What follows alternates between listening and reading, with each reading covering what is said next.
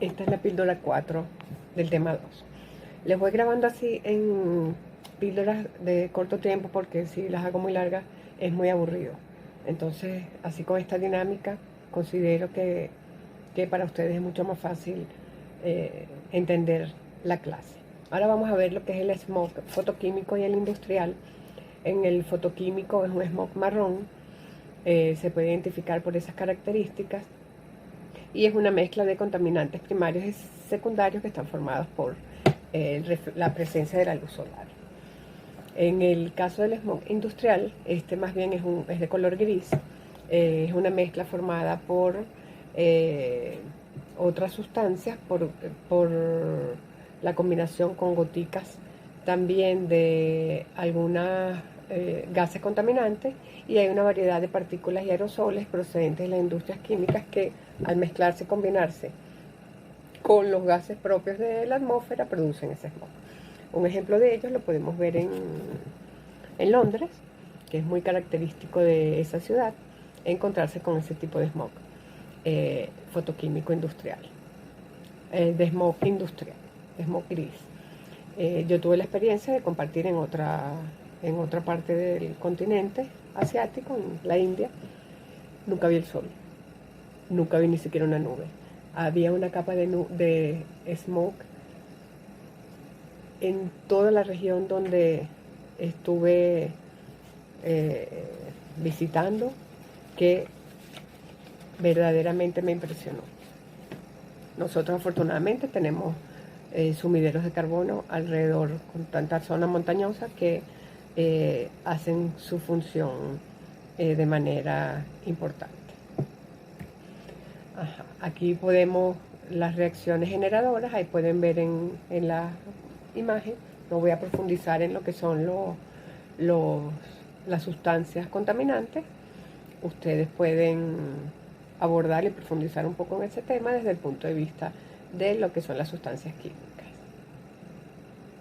Lo importante es que sepan que cuando ya conocemos cómo está conformada la atmósfera y los gases que tiene, y cuando la actividad humana, la actividad industrial hay emisiones de gases contaminantes, al combinarse empieza ese desequilibrio que produce lo que estamos viviendo hoy en día. ¿Okay? Hay factores que favorecen esa formación del smog, como por ejemplo el clima, la lluvia, la orografía, las montañas o la luz solar, la densidad de población en edificaciones, el parque automotor, las industrias presentes en algunas zonas, los combustibles utilizados. O sea, todo ese tipo de actividad genera ese smog o alguno de los tipos de smog. ¿Cómo se pueden enfrentar esta contaminación del aire? Bueno, teniendo mecanismos de prevención como controles de entrada. Hay una que es importante, que es el crecimiento poblacional, incrementar algunas actividades para reciclar y reutilizar productos, que eso más bien trata de cambiar patrones de consumo y patrones de producción. Ahí es donde yo les he hecho énfasis en que ustedes tienen un rol importante para transformar ese tipo de patrones, cambiar o sustituir el uso del carbón por otro tipo de combustibles, identificar las fuentes de contaminación, eliminarlas y sustituirlas. Tenemos que hacer grandes esfuerzos para lograr encontrar esos mecanismos de prevención. Y en la parte de controles de salida, bueno, utilizar limpiadores o filtros de chimenea, por ejemplo, en algunos casos, o remoción de partículas con precipitadores y separadores, o tener otro tipo de controles de salida. En cuanto a la lluvia ácida, bueno, la lluvia ácida, ¿ok? Imaginémonos que tenemos todos esos gases suspendidos y en algunos países, por ejemplo en Inglaterra, que en esos contaminantes suspendidos con el vapor de agua, combinado con la luz solar y el oxígeno en la atmósfera, crean pues una especie de combinación de ácidos sulfúrico y nítrico, y esos arrastrados por la lluvia bajan o caen, ¿okay?, haciendo daño modificando el pH de los suelos, el pH de los lagos o de las aguas, y bueno, ahí es cuando se reconoce la existencia de la lluvia ácida.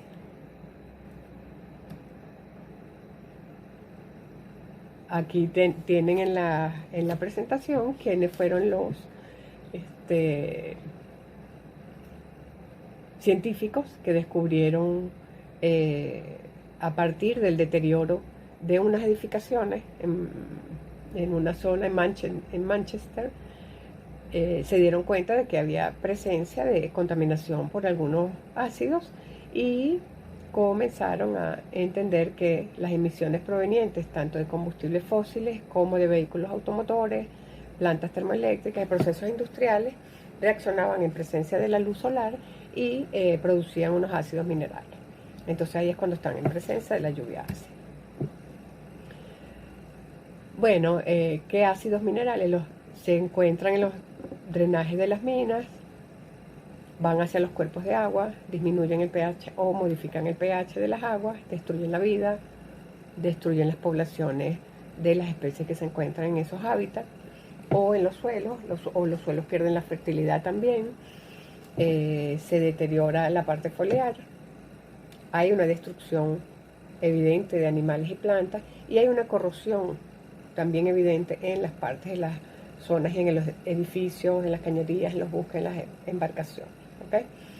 Entonces, esas son parte de las características que se consideran cuando ocurren lluvias ácidas, ¿no?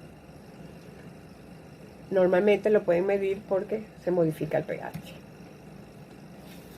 Nosotros no hemos estado en presencia de lluvia ácida. Las características propias de nuestra región, bueno, favorecen para que esto no nos ocurra de esa manera, ¿no? Entonces, es un problema global. Ahí pueden ver en una infografía las zonas donde ocurren. ¿Okay? Ven cómo las consecuencias en los cuerpos de agua, que está asociada con la acidificación, solubilización del aluminio en del suelo al agua, obstruyendo algunas branquias de los peces. Entonces ahí está en presencia de una contaminación importante, desaparición de especies. En la vegetación hay deficiencia en la concentración de calcio y nutrientes en los suelos, entonces eso trae unas consecuencias importantes para el crecimiento de bosques o el mantenimiento. Reducción del crecimiento de los árboles, disposición al ataque de plagas, deterioro del follaje. ¿Okay? En la parte de los materiales se ven, como les había mencionado, evidencia de deterioro en las infraestructuras, en las estatuas, en el color, en los suelos reduce la fertilidad,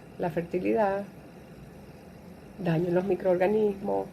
En la salud humana, pues las más importantes son daños en las vías respiratorias y en los pulmones, ¿okay? Ocasionando las enfermedades típicas como el asma o la parte bronquial, bronquitis, neumonía, irritación de la mucosa, afecta también la vista. Entonces, bueno, ahí tienen algunas medidas preventivas. ¿Okay? Hay que sustituir formas de energía por otras. Ahí hablaríamos de tecnologías limpias. ¿Okay? El cambio bueno, aquí habla de usar combustibles bajos en contenido de azufre. Creo que últimamente la de 95 octanaje tenía menor contenido de azufre. Sin embargo, debemos continuar evolucionando y mejorando ese tipo de combustibles o sustituirlos por otros menos contaminantes. Todas las energías limpias no significa que no son contaminantes, sino que son menos contaminantes que otras, unas menos contaminantes que otras. ¿Okay? Utilizar filtros, catalizadores. Bueno, nosotros en la Simón Bolívar tenemos un ejemplo con los autobuses, que son muy poco amables con el ambiente.